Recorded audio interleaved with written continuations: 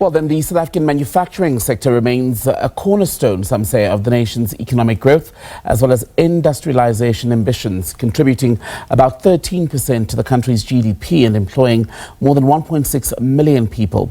Despite challenges such as logistical constraints and energy disruptions, the sector has demonstrated resilience and adaptability, which industry insiders say is underpinned by strategic government support, technology adoption, as well as growing regional and global demand. Let's bring in our guest this evening to talk more about what the sector is doing in the months and years ahead, in fact, to better secure itself. From the National Cleaner Production Centre Operations and Communications Manager, Julie, with us this evening. Julie Wells, good to have your time on the SABC this evening. We're talking to you on what would have been the 90-day deadline imposed by Donald Trump for countries to renegotiate tariffs. We now know for South Africa that a 30% tariff is possibly on the way on the 1st of August. Some manufacturers will be affected. How nervous are they? Thanks. Welcome to me and a tough question, right? So good evening to you and your viewers. You know, our manufacturers are facing a myriad of challenges, tariffs being obviously one of them, but there's also this time of opportunity. So Africa is a huge market. It's a huge potential market for us. Europe, the UK, they're also massive markets. So whilst this is a blow and our leaders are doing what they can and businesses are doing what they can, we really want to just encourage manufacturers to look to the opportunities in other markets, particularly the African continent. And I'll talk to you about the opportunities in a moment, Julie, but aside from the threat of tariffs by the United States, what are the other challenges, as you call them, for the manufacturing sector at the moment? So first off, there's technology. Fourth industrial revolution, AI, digital twinning, all of these buzzwords that float around our sector. The keeping pace with such a fast-changing world at the moment is every business person's waking nightmare, I suppose.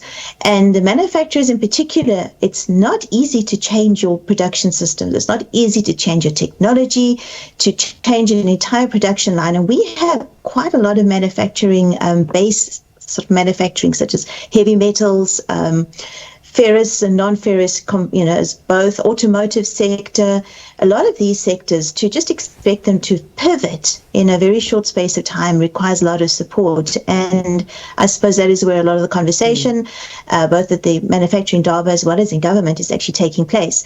And then another challenge they're facing is the whole green economy, decarbonization. The world is moving to net zero, and are we moving along with it? Those are conversations that are happening both on platforms as well as behind multiple closed doors around the country. And does that call then for the notorious, some would say, phrase, African solutions to African problems? And if so, what might those be, given the complexity that would come with overhauling or pivoting, often at short notice, to keep pace with the picture globally? Okay, so we have a couple of, sort of options and avenues to explore. First of all, we have some exceptional entrepreneurs, people coming up with great ideas, small manufacturers, startups. We really would urge larger companies to partner with these entrepreneurs, these innovators. We also have we have a history of great innovation in this country. A lot of the ideas that we've had here have turned into reality elsewhere in the world. So let's just turn to our scientists, our researchers, come up with these local technology solutions, whether it's from scratch or whether it's actually localizing something that already exists. It's always good to learn from best practice overseas and make it local. The other opportunities we have is, of course, linked to our energy. Those are bigger conversations that must involve more than just manufacturers, but they are happening, and we're hopeful that a lot of our new renewable energy solutions will assist some of the sort of non-heavy manufacturing. So we think of manufacturing as, the kinds of images you're showing right now, these automotives, the metals. But our biggest manufacturing sector is actually our food and beverage processing manufacturing sector. So that's a great opportunity for innovation. Lower energy users there, so we can look to renewables, that kind of thing. And from your gathering then, do you get the sense that industry across the different sectors in manufacturing is standing at the ready, if you will, to take on these challenges and get the work done, especially to secure those 1.6 million jobs?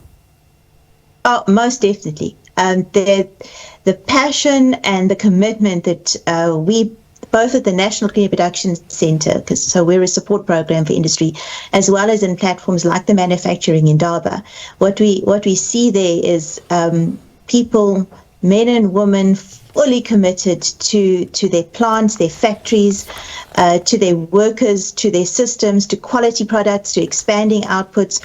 They really are fully sold on what they do. I admire them every day. Every day we meet, whether it's a large steel manufacturer or a micro enterprise bottling jams, they really are an incredibly passionate sector to, various subsectors that make up a significant chunk of our economy. The other thing that we mustn't forget is that they're a big employer, and there's a lot of commitment to protecting these businesses. A lot of them family owned and go back, over 30, 40, 50 years, employing similar family members, even in their shop floors. And they just want to make sure that their doors stay open and the products keep coming off those production lines. Thank you very much for that, Julie. Good to talk to you. Julie Wells from the National Cleaner Production Centre, where she's the Operations and Communications Manager. Thank you.